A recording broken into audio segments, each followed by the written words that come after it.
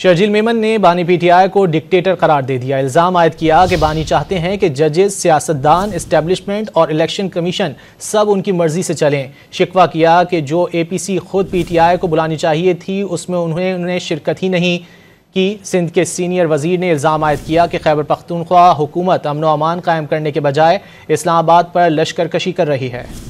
شرجیل میمن نے بانی P T I کو ڈکٹیٹر قرار دے دیا۔ الزام عائد کیا کہ بانی چاہتے ہیں کہ ججز، سیاستدان، اسٹیبلشمنٹ اور الیکشن کمیشن سب ان کی مرضی سے چلیں۔ شکوہ کیا کہ جو اے پی سی خود پی ٹی آئی کو بلانی چاہیے تھی اس میں انہوں نے شرکت ہی نہیں کی۔ سندھ کے سینئر وزیر نے الزام عائد کیا کہ خیبر پختونخوا حکومت امن و امان قائم کرنے کے بجائے اسلام آباد پر لشکر کشی کر رہی ہے۔